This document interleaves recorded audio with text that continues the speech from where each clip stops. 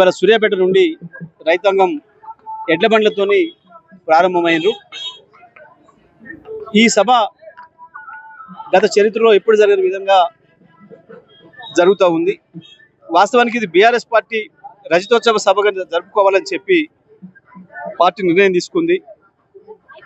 24 సంవత్సరాలు పూర్తి చేసుకొని 25వ సంవత్సరాలకు అడుగుతున్న సందర్భంలో సభ చేసుకోవాలని చెప్పి కేసీఆర్ గారు భావించి సభను పెట్టుకోవడం జరిగింది.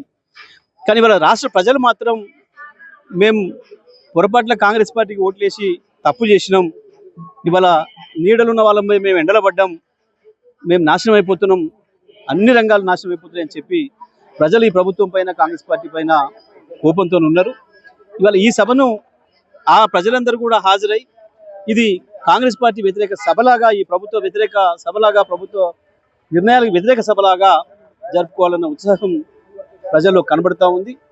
ఈ వర్గం ఆ వర్గం అని కాకుండా అన్ని వర్గాల ప్రజలు, ప్రత్యేకించి రైతాంగం అసలు వ్యవసాయమే దండగా అన్న పరిస్థితి నుంచి వ్యవసాయాన్ని పండగలాగా మార్చిన కేసీఆర్ను మేము వదులుకోవడం అనేది అది పెద్ద పొరపాటు అని చెప్పి ఇవాళ రైతాంగం భావిస్తూ ఉంది ప్రధానంగా.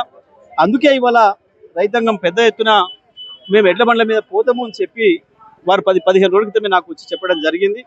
మరి దాదాపు 130 కిలోమీటర్ల పైన ఉంది, అది పోగలుగుతారా ఎండలకు అని అంటే పోతాం సార్, ఏం చేస్తాం, మేము మంచిగా నీడలు ఉన్న వాళ్ళం, మేము ఎండలు పడ్డాం కదా, ఈ ప్రభుత్వం మమ్మల్ని మార్చి మసి చేస్తూ ఉంది, పొయ్యిల పడ్డట్టు ఉంది మా పరిస్థితి, ఇక ఈ కాంగ్రెస్ పార్టీ ప్రభుత్వాన్ని తట్టుకొని నిలబడ్డ వాళ్ళం, ఈ ఎండలు మేము తట్టుకోలేమా అని చెప్పి మేము పోతాం అని చెప్పి వారే చెప్పడం జరిగింది. మరి వెళ్ళాలంటే 5-6 రోజుల ముందుకు వెళ్తే తప్ప చేరుకోరు అని చెప్తే వారే వెళ్ళి చూసుకొని వచ్చి మేము 5 రోజుల్లో చేరుకోగలుగుతాం తప్పకుండా అని చెప్పి వారు ఏర్పాట్లు చేసుకొని ఎక్కడ ఆగాలి, మధ్యలో ఎండ సమయంలో ఎక్కడ ఆగి ఉండాలి, రాత్రిపూట ఎక్కడ ఆగాలి అనే దానికి ఒక నిర్ణయం చేసుకొని ఏర్పాటు చేసుకొని మరి పెద్ద ఎత్తున ఎడ్ల బండ్ల మీద కదిలిండ్రు. మరి ఈరోజు ఇక్కడ మా సూర్యాపేట ప్రాంతంలో ఉన్న అమ్మవారు దండుమైసమ్మ తల్లి దగ్గర పూజలు నిర్వహించుకొని అమ్మవారి ఆశీస్సులు తీసుకొని వరంగల్కు బయలుదేరుతాం, భద్రకాళి అమ్మ దగ్గరికి పోతామని చెప్పి వారు ఇక్కడ ఈరోజు ఈ నమ్మికల్లో పూజ నిర్వహించుకొని దండుమైసమ్మ దగ్గర బయలుదేరడం జరిగింది. వీళ్ళు 5 రోజుల్లో అక్కడికి సభా ప్రాంగణానికి చేరుకుంటారు. వీళ్ళు చాలా ప్రణాళికబద్ధంగానే రైతాంగం ఏర్పాటు చేసుకున్నారు.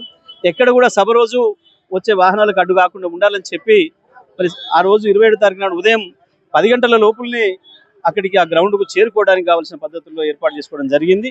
తప్పకుండా మేము ఎలకతుర్చికి చేరుకుంటాం, ఆ మట్టిని ముట్టుకుంటాం, కేసీఆర్ను చూస్తాం, కేసీఆర్ మాటలు వినే వస్తామని చెప్పి పట్టుదలతోని ఇవాళ ఈ రైతాంగం అంతా కదిలిన విధానాన్ని చూస్తే ఈ ప్రభుత్వం పైన ప్రజలకు ఎటువంటి కసి ఉంది, ఎటువంటి కోపం ఉంది, ఏ రకంగా ఉండని విషయం మనకు స్పష్టంగా కనబడుతూ ఉంది.